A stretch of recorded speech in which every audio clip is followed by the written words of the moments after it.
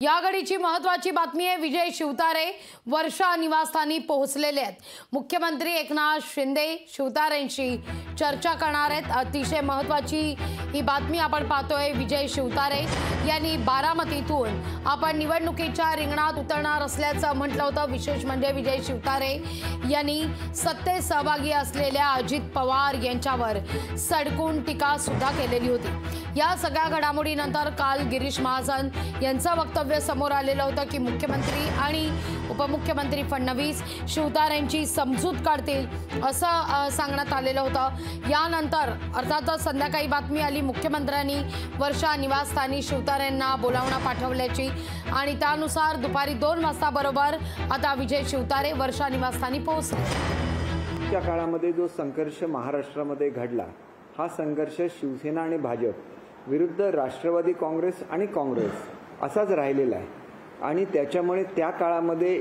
जे काही घडलेलं आहे त्याची थोड्या प्रमाणात रिॲक्शन येत असते।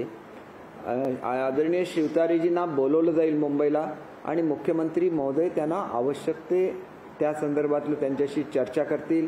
दादांच्या बरोबर त्यांची मीटिंग घडवण्यात आणण्यात येईल आणि कुठल्याही परिस्थितीमध्ये बारामतीची सीट निवडून येणं हे अजितदादांच्या दृष्टीने अत्यंत प्रतिष्ठेचं आहे आणि त्यांच्या दृष्टीने जेवढ्या प्रतिष्ठेचं आहे तेवढंच आमच्या सगळ्यांच्या दृष्टीने प्रतिष्ठेचं आहे। विजय शिवतारेंचा तीव्र शब्दात मी धिक्कार करतो, निषेध करतो। माननीय मुख्यमंत्र्यांच्या जवळ सविस्तर माझी फोनवरती चर्चा 2 दिवसापूर्वी झाली। माझी मुख्यमंत्र्यांच्याकडे आज प्रदेश राष्ट्रवादी काँग्रेस पक्षाचा अध्यक्ष म्हणून मागणी आहे की त्यांच्यावरती तत्काळ कारवाई करावी।